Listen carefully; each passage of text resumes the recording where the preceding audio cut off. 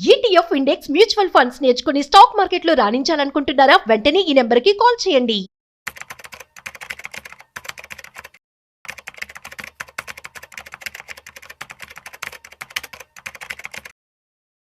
Hello అండి, రామ్ గారు నమస్తే. నమస్తే అండి.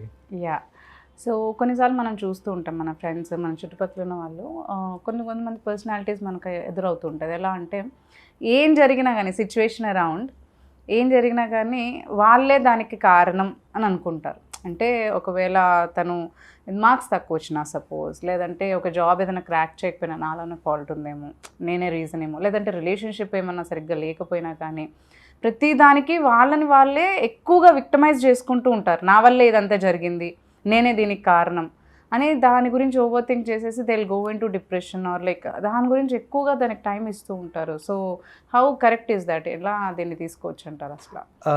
యాక్చువల్గా taking responsibility is a good thing అండి.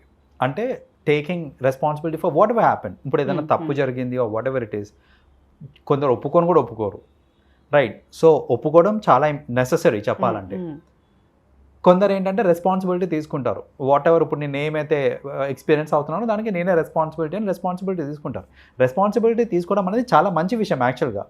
కానీ ఏది జరిగినా దానికి నేనే కారణం అనుకోవడం కరెక్ట్ కాదు. ఇప్పుడు లైఫ్లో ఏది జరిగినా దానికి నేనే కారణం, నా వల్లనే అయింది అని అనుకోవడం మాత్రం అది ఎక్స్ట్రీమ్ అయిపోతుంది అనమాట. That is not correct. So ఎందుకు అలా అవుతుంది? ఫస్ట్ ఆఫ్ ఆల్ అలాంటి మెంటాలిటీ ఎందుకు డెవలప్ అవుతుంది అని అంటే, యాజ్ ఎ చైల్డ్ వాళ్ళు ఏది చేసినా కూడా పేరెంట్స్ ఏంటంటే బ్లేమ్ గేమ్ స్టార్ట్ చేస్తుంటారు అనమాట.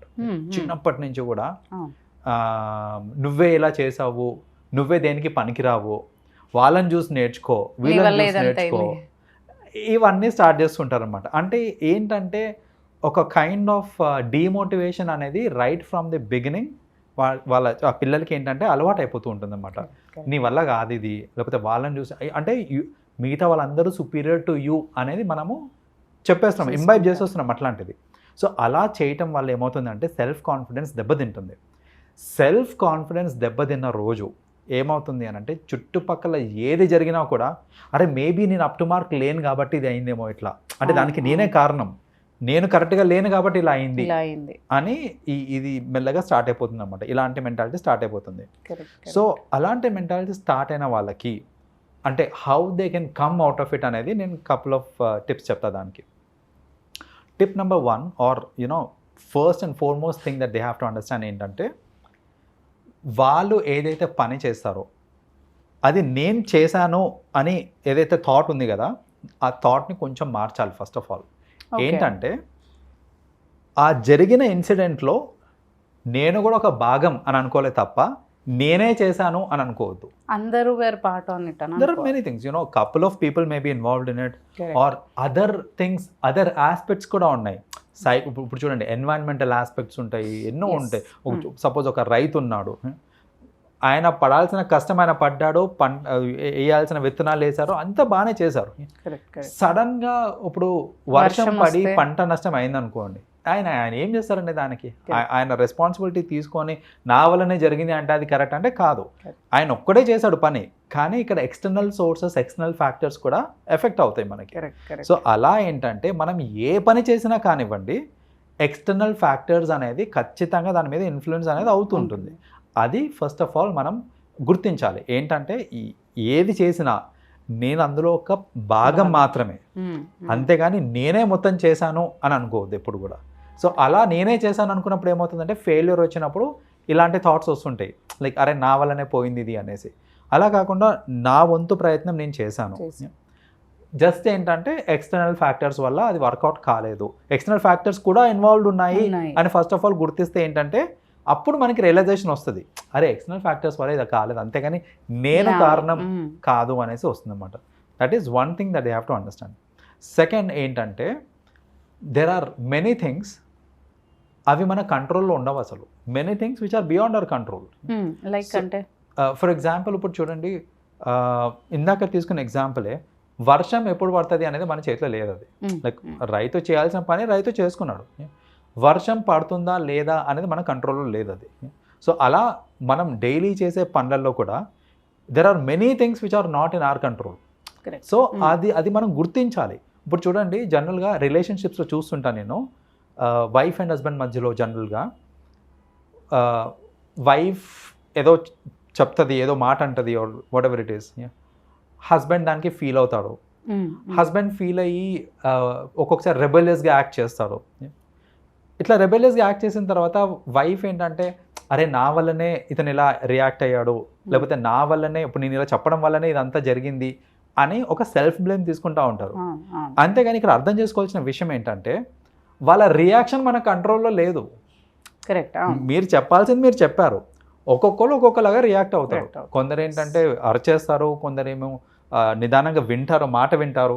మీరు నిదానంగా మాట వింటారేమో అనే ఉద్దేశంతో మీరు చెప్పారు. సో మీ ఇంటెన్షన్స్ మీకున్నాయి, మీరు చెప్పాల్సింది మీరు చెప్పారు, మీ పని మీరు చేశారు. ఆ రియాక్షన్ ఏదైతే ఉందో అది మన కంట్రోల్లో లేదు. సో రియాక్షన్ మన కంట్రోల్లో లేనప్పుడు we have to understand that. So ఏంటంటే అవతల రియాక్ట్ అవుతున్నారు, ఇలా రియాక్ట్ అయ్యారంటే దానికి నేను కారణము, నేను చెప్పింది కారణము అనేసి బ్లేమ్ తీసుకోవద్దు. అది మన చేతిలో లేదు, రియాక్షన్ అనేది మన చేతిలో లేదు. So this is another thing ఏంటంటే బేసిక్గా అవతల ఎలా రియాక్ట్ అవుతారు అనేది కూడా మన చేతిలో ఉండదు అనేది కూడా గుర్తుపెట్టుకోవాలి. అలా గుర్తుపెట్టుకున్నప్పుడు ఏంటంటే మనకి ఈ ప్రాబ్లం ఉండదు, that you know blaming, self blaming అనేది జరగదు మనకి. And lastly what we have to understand is, like ఎప్పుడన్నా సరే మీకు అనిపించింది అనుకోండి దానికి నేనే కారణం ఇలా అయింది, కొందరు ఏంటంటే నాకే ఎందుకు ఇలా అవుతుంది అని కూడా అనుకుంటా ఉంటారు.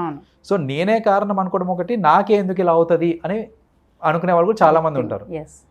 అయితే నాకే ఎందుకు ఇలా అవుతుంది అనేది నేను ప్రతి ఒక్కరి దగ్గర విన్నానండి.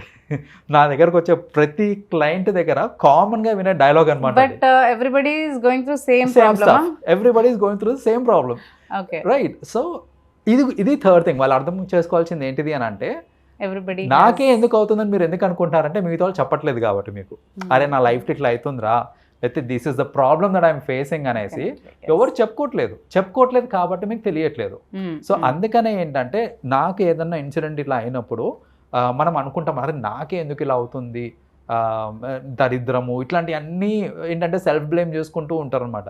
బట్ అర్థం చేసుకోవాల్సింది ఏంటంటే, మీరు ఏదైతే సఫర్ అవుతున్నారో అలా ఆల్మోస్ట్ ఎవ్రీబడి సఫర్ అవుతూ ఉంటారు, చెప్పుకోరు అంతే.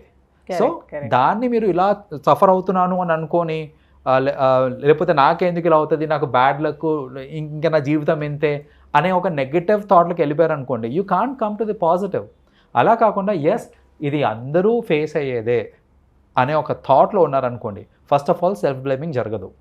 రెండోది ఏంటంటే at least your mind will be open to you know correct it. So ఆ కరెక్షన్కి మైండ్ ఓపెన్ ఉంది అని అంటే మీరు కరెక్టివ్ మెజర్స్ తీసుకొని దాని నుంచి బయటికి రావడానికి ఆస్కారం ఉంటుంది. అంతేగాని నేను బ్లేమింగ్ చేసుకుంటూ ఇంకా అంతే నా జీవితం అని అనుకుంటే కనుక అంతే ఉంటుంది జీవితం. కరెక్ట్. థ్యాంక్ యూ అండి, thanks for sharing all the information. Thank you.